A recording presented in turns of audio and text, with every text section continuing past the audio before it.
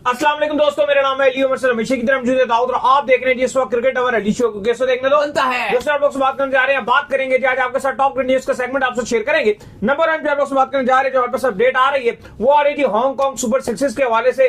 तो शुरू होने जा रहा है हांगकांग सुपर सिक्सेस, अब होकर रियल मायनों में क्या कहानी है वो आपको बताएंगे। बात करेंगे आईसीसी T20 वर्ल्ड कप के हवाले से, आईसीसी की मीटिंग होने जा रही है, उसमें डिफरेंट एजेंडाज पे बात होगी। क्या बात होने जा रही है, क्या जो T20 world cup India Pakistan का क्या बनेगा, क्या सिनेरियो को सारा आपको बताएंगे। बात करेंगे रैंकिंग्स के हवाले से कि बुध का दिन आई है रैंकिंग्स, भाई कौन ऊपर गया, बाबर ऊपर गए या क्या कहानी बनी, कौन नीचे आया वो आपको बताएंगे। यासिर शाह के हवाले से कुछ अपडेट आ रही है, भाई वो क्या अपडेट है वो आप लोग से शेयर करेंगे। अशरफुल के हवाले से कुछ बांग्लादेश को लेकर कुछ अपडेट आ रही है, वो भी आप लोग से शेयर करेंगे। और जिम्बाब्वे से ताल्लुक है, भाई इनका विलियम्स बड़े जबरदस्त किस्म के बैट्समैन है जिम्बाब्वे के। इवन जब पाकिस्तान हारा था जिम्बाब्वे से, तब भी जो ये जिम्बाब्वे में मौजूद थे, लेकिन भाई ड्रग एडिक्टेड हो गए हैं, ये क्या स्टोरी है। और पाकिस्तान के दौरे से भी बाहर हो गए हैं। बिल्कुल, वो भी आपको बताएंगे। और बात करेंगे जिसके बाद जो अपडेट आ रही है वो आ रही है हमारे पास वेस्ट इंडीज और न्यूजीलैंड का जो मैच खेला गया उस पर भी गुफ्तगू करेंगे। मजेदार मैच था। तो अगर आपने हमारे चैनल पर पहली बार आए चैनल अभी सब्सक्राइब करें, साथ ही बेल आइकन बजाना भूलिएगा। बात का आगाज करते हैं नंबर 1 खबर के साथ जो हमारे पास आ रही है। तो सबसे नंबर 1 खबर आ रही है वो यही आ रही है कि हांगकांग सुपर सिक्सेस के हवाले से अपडेट आ रही है कि पाकिस्तान की टीम जो है इस टूर्नामेंट में शिरकत करने के लिए हांगकांग रवाना हो चुकी है और अब तो हांगकांग पहुंच भी चुकी है। 9 नवंबर से इस टूर्नामेंट का दाऊद साहब आगाज होने जा रहा है, सॉरी 7 से आगाज होकर 9 को टूर्नामेंट जो खत्म हो जाएगा। बड़ी इसकी हाईलाइट जो लोगों ने चलाई हुई थी अभी पिछले दिनों, क्योंकि जब भी आने लगता है लोगों को लग रहा है पता नहीं ये टूर्नामेंट हुआ या क्या है। तो भाई रियल अपडेट ये है कि ये अब होने जा रहा है। देखिए बिल्कुल खबर है कि पाकिस्तान की जो टीम है वो अब्बास आफरीदी की क़यादत में हांगकांग आज पहुंच चुकी है। 7 से 9 तारीख तक ये टूर्नामेंट खेला जाएगा, हांगकांग में खेला जाएगा। बहुत ही अगर आप देखो तो यूनिक रूल्स होते हैं, वो भी आपके साथ शेयर कर रही है। कल या परसों इसके ऊपर एक शो पूरा कर लेंगे क्योंकि अभी बहुत सारी खबरें हैं, तो उसमें आपको बताएंगे कि इसके अंदर बड़े यूनिक रिकॉर्ड होते हैं। सारे बॉलिंग करते हैं, सिर्फ एक विकेट कीपर बॉलिंग नहीं करता। इसके अलावा 50 करने के बाद प्लेयर को रिटायर्ड कर दिया जाता है और बड़े मजेदार रूल्स हैं, ये आपको फिर अगले शो में बताएंगे। लेकिन अली साहब, पाकिस्तान की टीम अब्बास आफरीदी की क़यादत में हांगकांग पहुंच चुकी है। यहां पे पाकिस्तान और इंडिया का मैच भी खेला जाएगा। भाई नवंबर में 2 तो मिनिमम मैच है और पॉसिबल तौर पे 3 भी हो सकती है। 2 तो एक तो आपका राइजिंग एशिया कप में है, और अगर आप फाइनल में चले गए, इंडिया में फाइनल में चले गया तो राइजिंग एशिया कप या उसके इमर्जिंग एशिया कप भी बोलते हैं, उसमें आपके 2 मैच हो जाएंगे और एक हांगकांग सुपर सिक्सेस में भी पाकिस्तान इंडिया का मैच होना है। जो पाकिस्तान का स्क्वाड है जल्दी से आपको वो भी पढ़ के बता देते हैं। अब्बास आफरीदी इसमें कप्तान रहेंगे, अब्दुल समद को रखा गया है, ख्वाजा नाफे रहेंगे, माज सदाकत को रखा गया, मोहम्मद शहजाद हैं, साद मसूद हैं और शाहिद अजीज हैं। यह पाकिस्तान ने अपना स्क्वाड अनाउंस किया था, जो कि अब हांगकांग में मौजूद है और बड़े मजेदार किस्म का टूर्नामेंट रहेगा। चाइल्डहुड मेमोरीज हमारी इसके साथ जुड़ी हुई हैं। बिल्कुल जी, बड़ा मजेदार टूर्नामेंट है। तो इसके बाद जो अपडेट आ रही है वो आ रही है जी आईसीसी की मीटिंग के हवाले से। तो आईसीसी की जो मीटिंग है वो होने जा रही है, जिसमें जो है बड़े मेन एजेंडास को जो है डिस्कस किया जाएगा। T20 वर्ल्ड कप के हवाले से जो बात होगी, फिर इंडिया वर्सेस पाकिस्तान के जो आपसी कॉन्फ्लिक्ट चल रहे हैं, बड़े कोई सलाम नहीं करता, फिर बाद में कोई रोले डलते हैं, इसके ऊपर भी कुछ ना कुछ गुफ्तगू होगी। क्या भाई मेन एजेंडा क्या है? देखिए बहुत इंपॉर्टेंट मीटिंग है आईसीसी की दुबई में, जिसकी सदारत ऑब्वियसली जय शाह कर रहे हैं, जो आईसीसी के चेयरमैन है। मीटिंग के जो 2 इंपॉर्टेंट दिन है वो 6 और 7 नवंबर है। वैसे जो मीटिंग है वो 4, 5, 6 और 7 नवंबर को ये दुबई में रखी गई है, क्योंकि 6 और 7 को बोर्ड मीटिंग होगी। यहाँ पे तमाम आप कह लो कि जो बोर्ड्स हैं, चेयरमैन है, वो बैठेंगे और वहां पर बड़े बड़े फैसले होंगे। अभी तक पाकिस्तान क्रिकेट बोर्ड ने ऑफिशियली कंफर्म नहीं किया कि मोहसिन नकवी जाएंगे या पाकिस्तान क्रिकेट बोर्ड को कौन रिप्रेजेंट करेगा। गालिबन कल पाकिस्तान क्रिकेट बोर्ड के भी जो नुमाइंदे हैं वो पहुंच जाएंगे वहां पर। लेकिन अली साहब, इसका जो काफी सारे वैसे तो एजेंडे हैं, लेकिन जो बड़े बड़े एजेंडास हैं अगर उस पर बात करें तो सबसे बड़ा एजेंडा तो T20 वर्ल्ड कप 2026 है। फिर ओलंपिक्स का जो पाथवे है उसको फाइनलाइज करना है। फिर यूएसए क्रिकेट का जो आपको पता है मामला चल रहे थे, उनको ऑलरेडी फ्रीज किए हुए हैं, उनको ऑलरेडी सस्पेंड किया हुआ है, तो उनसे रिपोर्ट ली जाएगी कि आपने कुछ किया या आपने अभी तक अपनी वहीं जहां आप खड़े हुए थे वहीं पर खड़े हैं।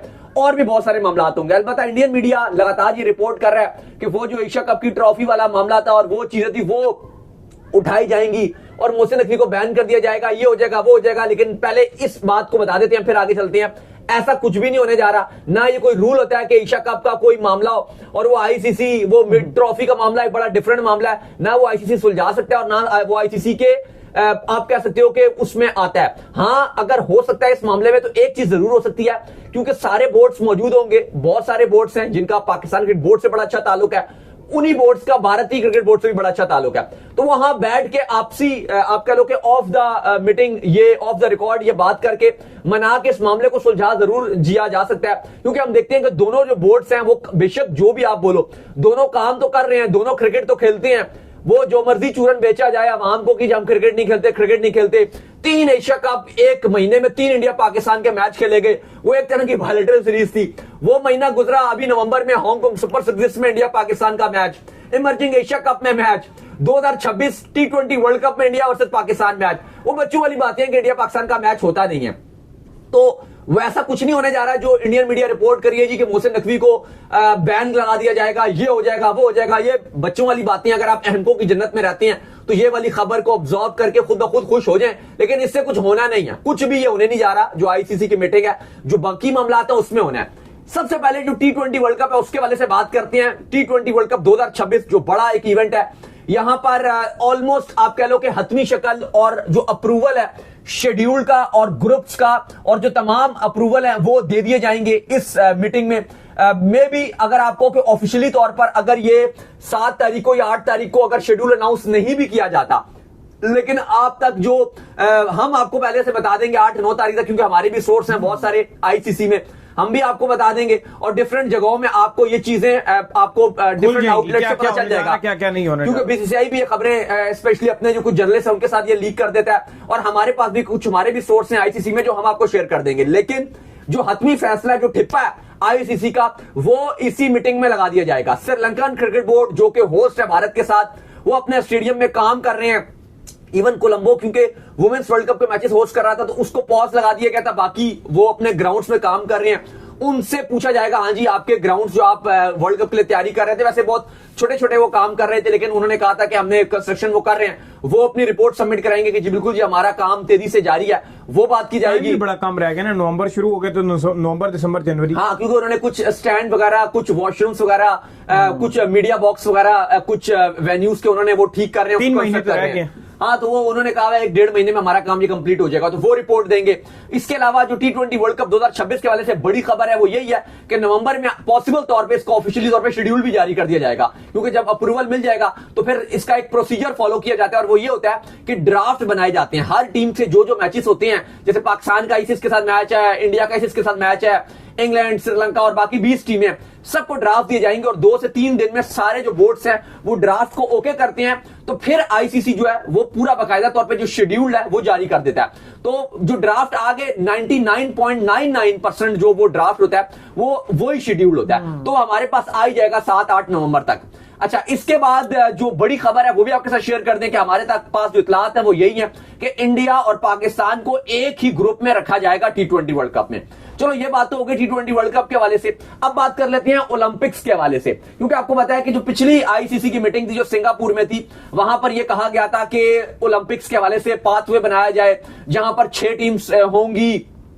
उसमें डिफरेंट बताया गया था जी कि एक टीम रैंकिंग से आ जाएगी, बाकी जो हर कॉन्टिनेंट की एक जो टॉप है, अफ्रीका की एक टॉप है वो आ जाएगी, यूरोप से एक टॉप होगी वो आ जाएगी, वो ऑस्ट्रेलिया न्यूजीलैंड वाला जो रीजन है अटलांटिक वहां से जो एक ओशियानिया वहां से एक आ जाएगी। तो इस तरह हर जगह से एक एक टीम आ जाएगी। लेकिन इसके ऊपर एक कमेटी बनाई गई थी जिसने हतमी फैसला इसका करना था, तो वो एक फैसला भी सुनाएगी। और कुछ ये भी खबरें आ रही हैं कि क्योंकि अभी तक ये नहीं पता कि जो छठी टीम है क्या वो यूएसए को होस्ट होने की वजह से दे दिया जाएगा, तो ये भी इसके ऊपर भी फैसला करना है, क्योंकि यूएसए क्रिकेट से काफी ज्यादा नाखुश है आईसीसी। तो शायद ये भी हो सकता है कि उनको होस्ट के तौर पे ये अपॉर्चुनिटी ना मिले कि ओलंपिक में डायरेक्ट क्वालिफिकेशन मिल जाए। हम तो ये कहते हैं कि भाई आपको सिंपल करना चाहिए।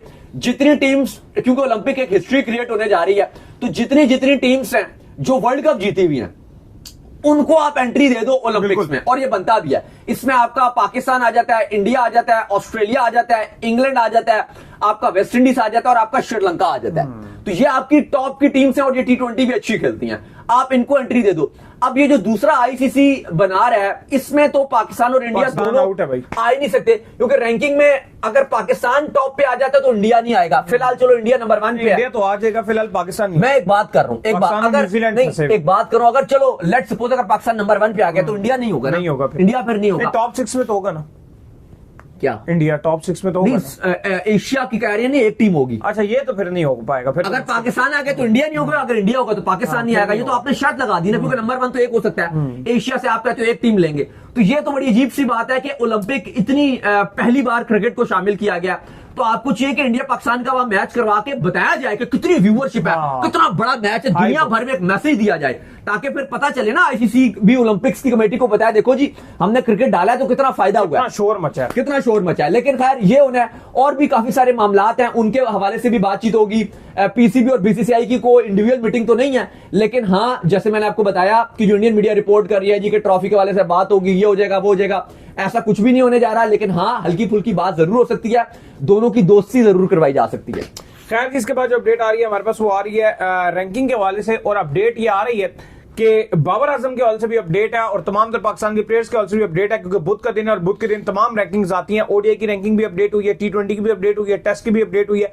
क्या अपडेट है जी पाकिस्तानी खिलाड़ियों को लेकर कि क्या अपडेट हुई है पाकिस्तानी खिलाड़ियों की रैंकिंग? देखिए पाकिस्तान के डिफरेंट खिलाड़ियों की रैंकिंग्स आई हैं, ऊपर नीचे गई हैं। अगर आप पहले बाबर आजम की बात कर ले तो टी20 में बाबर आजम क्योंकि बहुत टाइम से टीम का पार्ट नहीं थे, तो रैंकिंग उनकी काफी गिर गई थी।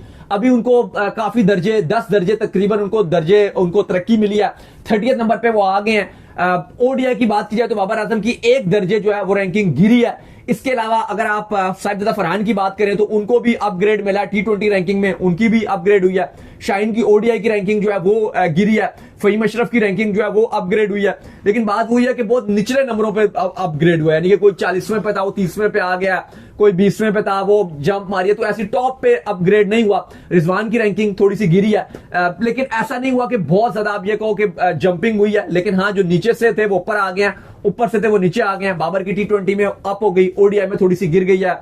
तो ये रैंकिंग्स हैं। खैर जिसके बाद जो हमारे पास अपडेट आ रही है वो अपडेट आ रही है यासिर शाह के हवाले से जो अपडेट आ रही है। तो यासिर शाह जो है वो रिटायर्ड होने जा रहे हैं और रिटायरमेंट का जो वो ऐलान करने जा रहे हैं। इसके ऊपर जो उनकी बात भी जो पाकिस्तान क्रिकेट बोर्ड से जो वो हो रही है। पिछले दिनों मेरी और दाऊद की मुलाकात भी हुई थी, यासिर शाह से बिल्कुल उनकी फिटनेस ऐसे लग रही थी कि क्रिकेट खेलने वाली तो नहीं है दाऊद। लेकिन बिल्कुल यासिर शाह से हमारी मुलाकात हुई थी और वहां पे जहां पर हुई थी वहां पे देखकर नजर आ गया था कि यासिर शाह कोई मूड में नहीं है, क्रिकेट खेलने के मूड में बिल्कुल भी नजर नहीं आ रहे, क्योंकि वो ऑफ द वो हुई थी, ग्राउंड में मुलाकात नहीं हुई थी। लेकिन अली साहब खबरें ये हैं कि यासिर शाह ने इस साल डोमेस्टिक भी नहीं खेला, क्योंकि डिस्पाइट के यासिर शाह पाकिस्तान टीम में नहीं है, लेकिन उसके बावजूद वो आपका डोमेस्टिक खेलते रहे। और मैंने और आपने कायदे आज़म ट्रॉफी भी जब कवर किया है, हम देख रहे होते थे कि आपके सीनियर खिलाड़ी वहां पर मौजूद नहीं होते थे, लेकिन ये बंदा यासिर शाह वहां खेल रहा होता था। चलो ये तो भी हम थोड़ी आपको पुरानी बात बता रहे हैं, लेकिन वो खेलते हुए नजर आ रहे होते थे। लेकिन फिलहाल जो भी हमने रिसेंट जब उनसे हमारी मुलाकात हुई थी तो उस टाइम नजर नहीं आ रहा था कि अब वो खेलना चाह रहे हैं, और अब वो ऑफ द फील्ड ही उनकी एक्टिविटी, और अब वो क्रिकेट से दूर ही रहना चाहते हैं। तो इस साल का वो डोमेस्टिक सीजन भी नहीं खेले, इससे मुलाकात भी किया और उन्होंने हिंट दे दिया कि अब वो अपने कैरियर का फैसला करने जा रहे हैं। और उन्होंने ये हिंट दिया कि पॉसिबल तौर पे वो क्रिकेट से अब रिटायर्ड हो जाएंगे, कुछ महीनों में ही वो ऐलान कर देंगे, अब वो डोमेस्टिक भी नहीं खेलेंगे। अनलकी एक हवाले से मैं उनको कह सकता हूं कि जब वो पाकिस्तान में खेल रहे थे यासिर शाह, टेस्ट क्रिकेट में उनको कम बैक करने का मौका भी मिला था, रमीज राजा के दौर में भी उस टाइम भी वो थे। उस टाइम रमीज राजा और जो आपका पीसीबी है वो विकेटें बना रहा था बहुत ज्यादा फ्लैट, तो उस टाइम ना स्पिनर के लिए कुछ था, ना फास्ट बॉलर के लिए कुछ था। लेकिन अब जैसे पाकिस्तान विकेटें बना रहा है, टर्नर विकेट बना रहा है, इन विकेट्स पर यासिर शाह का रोल बहुत अहम हो सकता है। लेकिन अब वो चूंकि टीम में है नहीं और अब वो भी अब रिटायर्ड होने जा रही है, तो ये अनलकी रहे हैं कि अगर ये पहले इस तरह की स्पिन विकेट्स बनती तो उनको भी मौका मिल सकता था। और एज की तो आप बात कर नहीं सकते, क्योंकि आपके पास सारे जो स्पिनर हैं वो एजेड ही हैं, चाहे आप नुमान की बात करो, आसिफ अफरीदी की बात करो, साजिद की भी बात करो, वो इशू नहीं है। लेकिन मुझे लगता है कि ये चीज थोड़ी सी उनके लिए बुरी रही है कि उस टाइम पाकिस्तान बहुत फ्लैट विकेट्स पे खेलना शुरू हो गया था। अदरवाइज आपको अगर याद हो जब मिसबा की कप्तानी में आप यूएई में भी स्पिन विकेट्स बनाते थे, तो वहां पे यासिर शाह कितनी अच्छी बॉलिंग करते थे, सईद अजमल कितनी अच्छी बॉलिंग करते थे, अब्दुल रहमान कितनी अच्छी बॉलिंग करते थे, जुल्फिकार चाचू कितनी अच्छी बॉलिंग करते थे। बहरहाल यासिर शाह रिटायर्ड होने जा रहे हैं। खैर इसके बाद जो अपडेट आ रही है वो आ रही है अशरफुल के हवाले से, जिनका ताल्लुक जो है बांग्लादेश से। भाई क्या मिलने जा रहा है इनको, किस सीन में? देखिए अशरफुल बांग्लादेश में कोचिंग में आ रहे हैं, और मैं आपको बताऊं मेरे ये बांग्लादेश की टीम में बहुत फेवरेट खिलाड़ी थे, स्पेशली अगर आप अर्ली 2000 की बात कर लो। और मुझे आज तक वो इनका मैच नहीं भूलता, वो पूरा मैच में देख रहा था बांग्लादेश और ऑस्ट्रेलिया का। बहुत बड़ी टीम थी ऑस्ट्रेलिया की, बहुत बड़ी टीम थी, और वो बांग्लादेश को ये अशरफुल 20 साल एक बच्चे से थे, लड़के से थे, और वो इन्होंने ऑस्ट्रेलिया को, इतना बड़ा मैच था वो इन्होंने ऑस्ट्रेलिया के अगेंस्ट बांग्लादेश को जीत दिलवाई थी, और वो बहुत हिस्टोरिक जीत थी। वो इतनी बड़ी टीम ऑस्ट्रेलिया की, जो वो मैथ्यू हेडन, गिलक्रिस्ट, गिलेस्पी वाली टीम, मैगरा वाली टीम, ब्रेटली वाली टीम, उसको इन्होंने हराया था, पर कमाल किस्म की परफॉर्मेंस दिखाई थी। फिर उसके बाद ये दूसरे चक्रों में पड़ गए, वो स्पॉट फिक्सिंग वगैरह, वो बीपीएल में इनके ऊपर बैन भी लग गया था। खिलाड़ी होता था ये अपने टाइम का, तगड़ा खिलाड़ी था। फिर इनके ऊपर बैन भी लग गया था और उसके बाद अशरफुल जो है उन्होंने रिटायरमेंट का भी ऐलान कर दिया था और अब बांग्लादेश जो है वो उनको दोबारा से लेकर आ रहा है और अब वो बांग्लादेश क्रिकेट बोर्ड की कोचिंग स्टाफ में आ रहे हैं और पॉसिबल तौर पे शायद असिस्टेंट कोच के जो उनको रोल है वो उनको मिल जाए। बिल्कुल जी, तो बांग्लादेश के जो कोचिंग स्टाफ है उसमें ये आ रहे हैं। खैर, इसके बाद जो अपडेट आ रही है वो आ रही है जिम्बाब्वे के हवाले से, जहां पर जो विलियम्स है उनको लेकर अपडेट आ रही है और अपडेट ये है कि विलियम्स शायद आपको जो जिम्बाब्वे है उनकी तरफ से खेलते हुए ना दिखे। रीजन जिम्बाब्वे क्रिकेट बोर्ड ने यह बताई है कि ये ड्रग्स एडिक्टेड जो है वो हो गए हैं और जब क्वालिफायर भी हो रहा था उसमें भी ड्यूरिंग क्वालिफायर जो है ये हमें छोड़कर चले गए थे और वहां पर जैसे ही जो है वो इनको खतरा लगा कि अब जो है मेरा एंटी डोपिंग टेस्ट जो है वो हो सकता है, तो फौरन से इन्होंने जो है वहां से आप कह लें कि भागना का इख्तियार कर लिया और फिर इन्होंने बांग्लादेश के जो जिम्बाब्वे क्रिकेट बोर्ड है उनको ये बता भी दिया कि यार अब मैं जो है सिलेक्शन के लिए अवेलेबल नहीं हूंगा और मैंने अपने आप को जो है जो सेंटर्स होते हैं इसके हवाले से उसमें जमा भी करवा दिया कि जहां से जो है मुझे इसका ट्रीटमेंट मिल सके। लेकिन जिम्बाब्वे क्रिकेट बोर्ड कह रहे हैं कि इनका इंतहाई अनप्रोफेशनल रवैया है। हाँ, जिम्बाब्वे क्रिकेट बोर्ड का दोस्त पर स्टेटमेंट है। शॉन विलियम्स एक बहुत शानदार खिलाड़ी रहे हैं, बेहतरीन है, बॉलिंग भी करते हैं, बैटिंग भी बड़ी बेहतरीन करते हैं, लेकिन जिम्बाब्वेन क्रिकेट बोर्ड ने कहा कि एक तो हम उनका उस हवाले से शुक्रिया अदा भी करते हैं कि उन्होंने रजाकाराना तौर पे अपने आप को खुद ही हमें बता दिया, ये नहीं कि चीजें छुपाई या कोई बहाने के, खुद उन्होंने सच बताया। लेकिन दूसरी तरफ से वो नाखुश भी है कि एक अनप्रोफेशनलिज्म बिहेवियर है, जो क्रिकेटर खेल रहा होता है टीम के लिए, इस तरह से वो ड्रग्स वगैरह में पड़ जाए तो ये कोई अच्छी चीज नहीं है। बहुत ही लंबा और तवील कैरियर है इनका जिम्बाब्वे की तरफ से शॉन विलियम्स का। 24 टेस्ट मैचेस में इन्होंने जिम्बाब्वे की नुमाइंदगी की है, 164 ओडीआई मैचेस खेले हैं जिम्बाब्वे की तरफ से और 85 T20 इंटरनेशनल मैचेस खेले हैं। बहुत बड़ा कैरियर है और उसके बाद ऐसे कामों में पड़ जाना। लेकिन शॉन विलियम्स और जिम्बाब्वे होपफुल है कि अपना जो इलाज है वहां पे करवाने के बाद दोबारा आएंगे और जिम्बाब्वे की नुमाइंदगी करेंगे। तो खैर, जो जिम्बाब्वे का पाकिस्तान का दौरा है जहां पे श्रीलंका और पाकिस्तान के साथ ट्राई सीरीज खेलनी है, अब उससे ये बाहर हो चुकी हैं। खैर, इसके बाद जो अपडेट आ रही है वो आ रही है वेस्ट इंडीज और न्यूजीलैंड के हॉल से जो अपडेट आ रही है, तो इनके दरमियान जो T20 मैच खेला गया जहां पर जो है वेस्ट इंडीज ने न्यूजीलैंड को शिकस्त दे दी है। बड़ा कम ही होता है आजकल ये खबर देना कि वेस्ट इंडीज जो है वो किसी अच्छी टीम को हरा दे, लेकिन यहां पर जीत गया भाई। और भाई न्यूजीलैंड को न्यूजीलैंड के अंदर हराना वैसे ही बड़ा मुश्किल काम है, लेकिन ये मैच ऑकलैंड में खेला गया था, पहला T20 मैच था। पाकिस्तान भी एक ही मैच जीता था और वो ऑकलैंड में जीता था, ईडन पार्क ऑकलैंड में, जो पाकिस्तान ने न्यूजीलैंड को हराया था। जब हसन नवाज ने सेंचुरी की थी, मोहम्मद हारिस बड़ा कमाल खेले थे, वो पाकिस्तान एक ही मैच जीता था, बकिया 4 तो पाकिस्तान हार गया था। तो T20 में न्यूजीलैंड को इन न्यूजीलैंड हराना बहुत मुश्किल काम है, लेकिन पहले ही मैच में वेस्ट इंडीज ने यह मार्का सारा अंजाम दे दिया। बड़ा जबरदस्त मैच खेला गया। पहले बैटिंग की वेस्ट इंडीज ने 164 रन बनाया 6 विकेट के नुकसान पे। इतना कम स्कोर था, लग रहा था भाई ये मैच तो न्यूजीलैंड आराम से जीत गया। शाय होप ने 53 रन बनाए, 3 छक्के और 4 चौकों की मदद से 39 गेंदों पे। अब जब न्यूजीलैंड टारगेट चेस करने के लिए आया तो स्टार्ट उनका ठीक ही था, लेकिन उसके बाद एकदम से उनकी विकेटें गिरना शुरू हो गई और 88 पे उनके 6 खिलाड़ी आउट हो चुके थे। वहां पर मिचेल सेटनर ने मजाइमत की, बड़ी जबरदस्त किस्म की नॉक खेलने की कोशिश की, लेकिन वो नाकाफी थी। वो कप्तान थे, उन्होंने 2 छक्के और 8 चौकों की मदद से 200 के स्ट्राइक रेट से 28 गेंदों में 55 रन बनाया, लेकिन वो नाकाफी था और एंड में 157 रन बना सकी न्यूजीलैंड। इस तरह से 7 रन से ये मैच वेस्ट इंडीज ने अपने नाम कर लिया और 5 मैचेस की इस T20 सीरीज में 1-0 की बर्तरी हासिल कर ली है। तो चलिए, उम्मीद करते हैं आज का हमारा शो आया होगा, आपको पसंद आया। वीडियो को लाइक कीजिए, हमारे चैनल को सब्सक्राइब कीजिए, साथ लगे बेल आइकन को बजाइए। एक और काम कर लीजिए और वो ये कर लीजिए, आप जो इंस्टाग्राम पर जाइए, इनको फॉलो कीजिए। बिल्कुल, इंस्टाग्राम पे मुझे फॉलो कर लीजिए, वहां पे मैं मौजूद हूं, दाऊद क्रिकेट करें। अगर आपको सवाल हो तो भेजिएगा और इनको भी फॉलो कीजिए। मुझे फॉलो कीजिए, मैं ऑफिशियल के नाम से लिंक डिस्क्रिप्शन में मौजूद है। आप सुनते हैं नेक्स्ट वीडियो में। अल्लाह हाफिज़, बाय।